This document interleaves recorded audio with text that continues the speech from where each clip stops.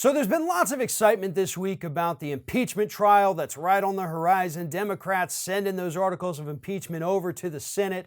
And of course, Lev Parnas going out there in the media, telling everybody about all the things he knows, all the pictures he has, the phone calls he made, the text messages he has, and everybody in the Trump administration who was involved in these crimes.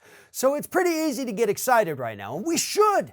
We should be excited because these are huge developments, and we pretty much have a rock-solid case to prove that the president and Rudy Giuliani and Devin Nunes and Mike Pompeo and William Barr were all engaged in a criminal conspiracy. And unfortunately, that's the end of that story, folks. We have to stop pretending. And I still see stories about this every day. And it annoys me because it's never going to happen. Let's stop pretending that Republicans in the Senate are going to end up doing the right thing with this impeachment trial. Let's stop.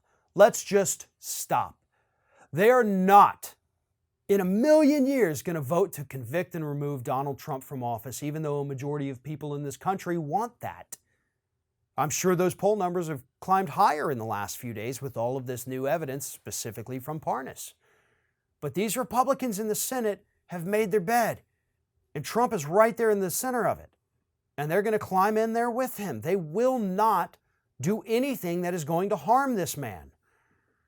Earlier this week, Susan Collins from Maine, right? One of the more moderate Republicans. One of the ones who outlets like The Hill have been telling us for weeks, oh, maybe she won't go with McConnell on impeachment. Maybe she'll go with the Democrats. Maybe she'll do... No, she's not going to do any of it. Because she told us flat out earlier this week, if Lev Parnas is so important, why didn't the Democrats call him to testify in their impeachment? Huh? Why didn't they do that if he was reliable? And to be honest with you, I agree with Susan Collins. I know people on Twitter were furious that she said this, and it's, well, because it was under court order. No, man, she's right about that. I know you couldn't get him to testify at the time, so that's why you hold off on impeachment. Maybe call some other people while you were waiting for the courts to work this out. Collins isn't wrong about that. But it also shows that she is absolutely not, under any circumstances, going to buck the Republican Party. Now you have Mitt Romney out there who says, yeah, I'd like to hear from John Bolton, and I may vote to call him as a witness. I don't know, Mitt Romney tells us. But at the end of the day, Mitt Romney is a coward. His niece is running the GOP. She is the chairwoman of the National Republican Party. He, a sitting senator, is not going to buck his party and embarrass his family and thereby embarrass the entire GOP. Folks, it ain't gonna happen. I hate to say that. I hate to be the pessimist here. I hate to be Debbie Downer, but it's not gonna happen. So why bother? Well, you have to bother because this is important information. The president clearly committed crimes. So did Rudy Giuliani and all of the other folks that Parnas has named. We know that. The evidence suggests it. But the problem is all of this evidence may not make it over to the Senate trial. Lev Parnas may not make it to the Senate trial. They may not vote to call him as a witness. I'd be shocked if any Republican said, yeah, bring him in. I don't think it'll happen.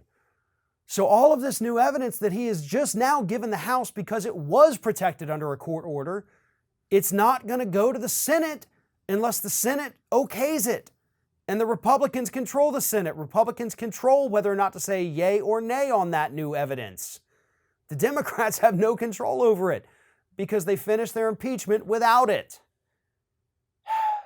This isn't just another knock at the Democrats. Trust me, I understand why they moved forward with impeachment knowing that the Senate is not going to convict, because the public needed to know about this.